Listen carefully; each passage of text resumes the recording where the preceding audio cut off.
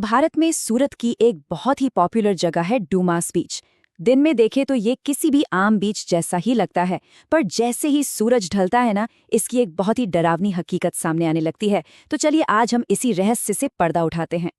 अब देखिए, सबसे पहला और सबसे अजीब सवाल जो किसी को भी सोचने पे मजबूर कर देता है, वो ये है कि भाई यहाँ की रेत काली क्यों है? ये कोई नॉर्मल बात नहीं है। और इसी सवाल के जवाब में इस जगह की पूरी खौफनाक कहानी की जड़ें छिपी हैं। वहाँ के जो लोकल लोग हैं, उनका मानना है कि डुमास बीच सदियों तक एक शमशान घाट हुआ करता था। अंतिम संस्कार के बाद जो राख बचती थी, वो इसी समंदर के रेत में मिल जाती थी। और माना यही जाता है कि इसी वजह से यहाँ की रेत का रंग नेचुरल नहीं, बल्कि राख जैसा काला है। तो हमारी कहानी शुरू होती है 5 कॉलेज के दोस्तों से। वो लोग ना गोवा जैसी जगहों पर जा जाकर बोर हो चुके थे और कुछ एडवेंचरस करना चाहते थे। तभी उनमें से एक मयूर डुमास बीच का आइडिया देता है। अब दोस्तों में तो बहस छिड़ गई। कुछ दोस्त इसे सोशल मीडिया की अफवाहें बताकर मजाक उड़ा रहे थे, तो दूसरी तरफ मयूर को अपने गांव की वो पुरानी कहानियां याद आ रही थी, जिन्हें इतनी आसानी से इग्नोर नहीं किया जा सकता था। मयूर को अपनी दादी की एक खास चेतावनी याद आती है। वो हमेशा कहती थी कि डुमास में रात के वक्त अगर कोई तुम्हारा नाम पुकारे तो भूल कर भी पीछे मुड़कर मत देखना।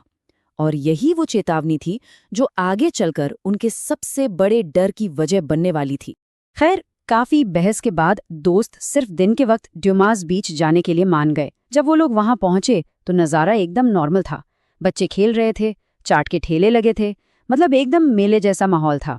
पर इस आम से दिखने वाले माहौल के पीछे कुछ और ही छिपा था। दिन के उजाले में भी उन्हें कुछ अजीब बातें नोटिस होने लगीं। रेत का रंग तो काला था ही, पर वो पैरों के नीचे अजीब तरह से धंस भी रही थी। हवा में वो फ्रेशनेस नहीं थी, बल्कि एक भारीपन महसूस हो रहा था। और सबसे अजीब बात, बीच का एक बहुत बड़ा हिस्सा बिल्कुल वीरान पड़ा था।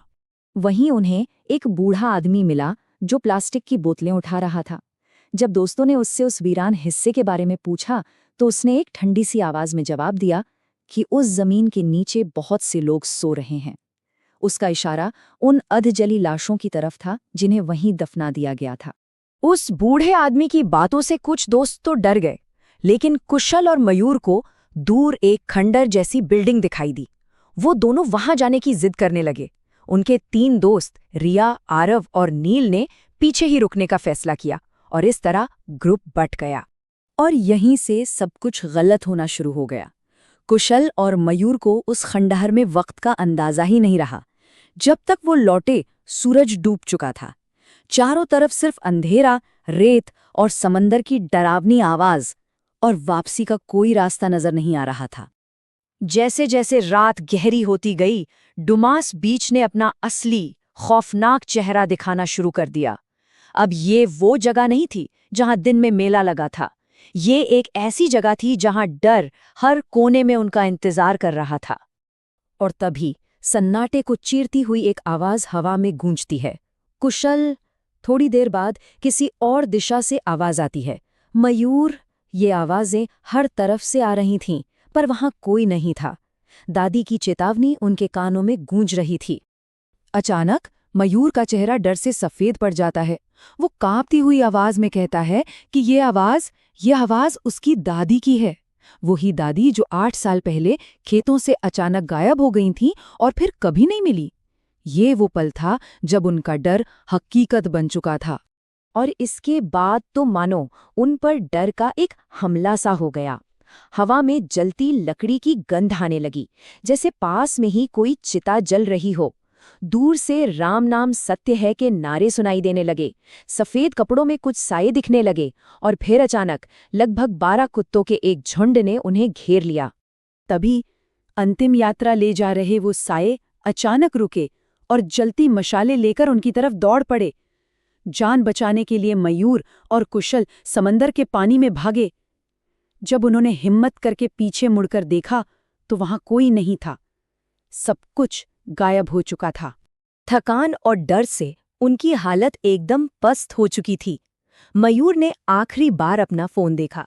रात के 12 बज चुके थे और बस उसी पल फोन की बैटरी भी खत्म हो गई। किसी तरह उन्होंने वो रात काटी। वो मिल तो गए, लेकिन डुमास बीच के उस खौफ से शायद कभी बाहर नहीं निकल पाए। अगली सुबह जब उनके दोस्त और घरवाले पुलिस के साथ उन्हें ढूंढने पहुंचे, तो मयूर और कुशल पानी के किनारे बेहोश मिले। उन्हें तेज बुखार था और वो बुरी तरह सदमे में थे। उस एक रात ने उन पर ऐसा गहरा असर छोड़ा है कि मयूर को आज भी नींद में जलती लकड़ी की गंध महसूस होती है और वो चीख कर उठ जाता है। वो उस रात से कभी पूरी तरह उबर नहीं पाए। उनकी कहानी हमें ये सोचने पर मजबूर कर देती है कि ये तो खुशकिस्मत थे जो मिल गए, पर उन लोगों का क्या होता है जो डुमास बीच के अंधेरे में खो जाते हैं और फिर कभी लौटकर नहीं आते। ठीक